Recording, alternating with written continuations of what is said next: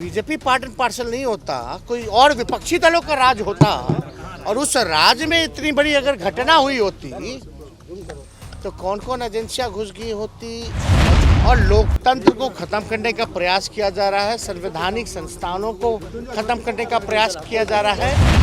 चाहे मणिपुर की जो घटना महिला के साथ हुई, कितना शर्मिंदा करने वाला ये वीडियो सामने आया है और वहाँ मणिपुर में तो क्या हालात हो गए, उसी हिसाब से पूरे देश का जो हालात है घोषित इमरजेंसी लागू है।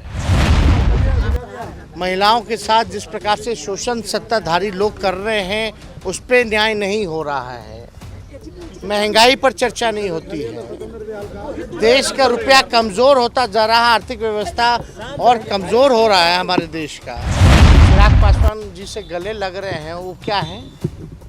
अजीत पवार, देश का प्रधानमंत्री खामोश है, भारत सरकार चुप है। मणिपुर मामले को कैसे देख रहे हैं? एक बात सुन लीजिए।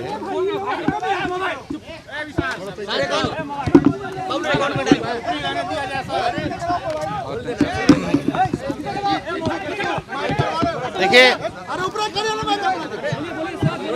Indian national developmental inclusive alliance नाम जो है ये रखा गया है और शॉर्ट में अगर कहा जाए तो INDIA। इसका साफ तौर पे हम लोग बेंगलोर में हम लोग उपस्थित रहे और इस पर चर्चा चली कि भाई अलायंस का जो है नाम क्या रखा जाएगा, तो सबके सहमति से ये नाम जो है रखा गया है। जो नाम आपको हमने बताया, Indian national developmental inclusive alliance, ये नामकरण जो है किया गया है। और मजबूती के साथ जिस प्रकार से मुद्दे की बात नहीं होती है, गरीब की बात नहीं हो रही है, बेरोजगारों की बात नहीं हो रही, किसानों की बात नहीं हो रही, महिलाओं के साथ जिस प्रकार से शोषण सत्ताधारी लोग कर रहे हैं उस पर न्याय नहीं हो रहा है, महंगाई पर चर्चा नहीं होती है, देश का रुपया कमज़ोर होता जा रहा है, आर्थिक व्यवस्था और कमज़ोर हो रहा है हमारे देश का। इन सारे मुद्दों को हटा करके जो है केवल नफरत की राजनीति की जा रही है, तो आप लोग सब लोग जानते हैं कि हम लोग जो हमारा देश है वो डाइवर्सिटी इसकी खूबसूरती है। यहाँ लोकतंत्र की जननी पूरे दुनिया में अगर माना जाता है तो इंडिया में माना जाता है, वो भी बिहार वैशाली में। और लोकतंत्र को खत्म करने का प्रयास किया जा रहा है, संवैधानिक संस्थानों को खत्म करने का प्रयास किया जा रहा है। तो हम देश की आवाज़ हैं, जो देश का दर्द है, जो देश की समस्याएं हैं, उस बात को जो है हम लोग सब लोग मजबूती के साथ उठाने का काम कर रहे हैं। मणिपुर में चाहे मणिपुर की जो घटना महिला के साथ हुई, कितना शर्मिंदा करने वाला ये वीडियो सामने आया है और वहाँ के मुख्यमंत्री क्या क्या बयान दे रहे हैं, और भी शर्म की बात है। और इस बात पे एक बार ही नहीं, जो बेंगलुरु में जो मीटिंग हुई हम 26 दलों की, उसमें भी हम लोगों ने मणिपुर का इशू जॉइंट स्टेटमेंट में हम लोगों ने उठाने का काम किया।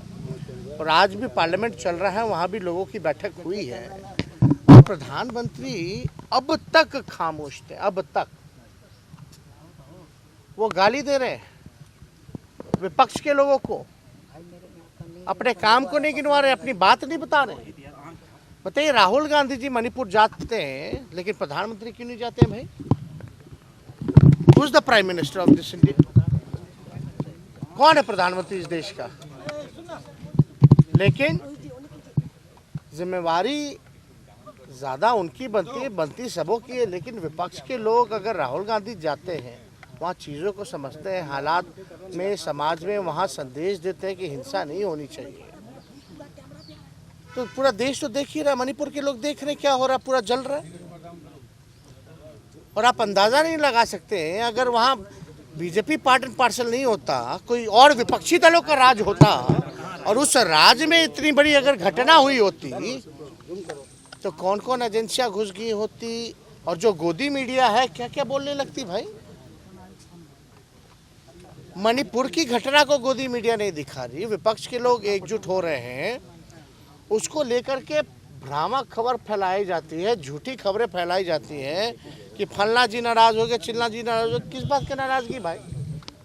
हम सब लोगों का लक्ष्य है कि देश के संविधान, देश के लोकतंत्र को बचाने का काम करें। विकास की बातें होनी चाहिए, मुद्दे की बात होनी चाहिए। तो बिना वेरीफाई, बिना कुछ किए हुए कोई कुछ लिख देता, उसी के पीछे सारी खबरें चलने लगती हैं। तो इसलिए कौन नहीं, अब आप बताइए, अब इससे बड़ी क्या बात हो सकती है? देश का प्रधानमंत्री खामोश है, भारत सरकार चुप है और सुप्रीम कोर्ट को हस्तक्षेप करना पड़ता है, राहुल गांधी जी को जाना पड़ता है।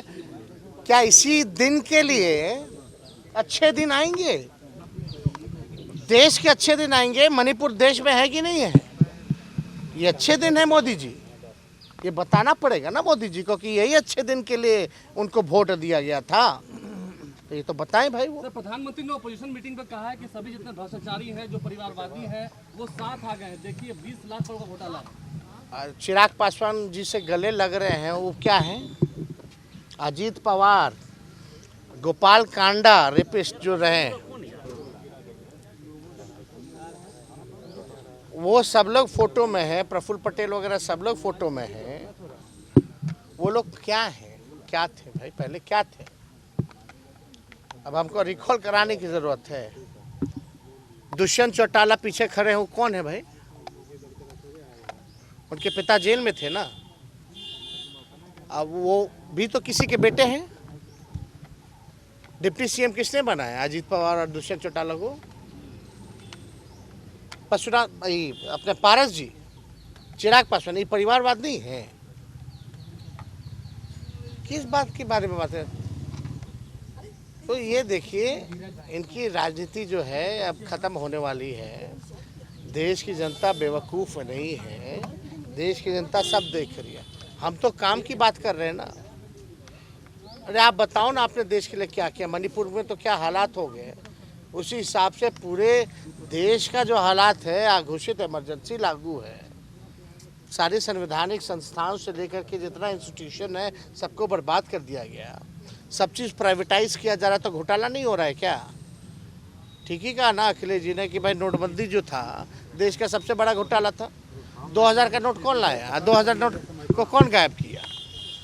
उस बीच में बीजेपी जो है, देश का एक जिला बता दो जहां बीजेपी का दफ्तर ना बना हो। कहां से आया पैसा? कौन दे रहा है पैसा? तो इन सब चीज़ों पे बेकार की बातें नहीं, सकारात्मक बातें होनी चाहिए। लेकिन उनका तो काम ही है नफरत की राजनीति करना। क्या असर लगता है 2024 का रिजल्ट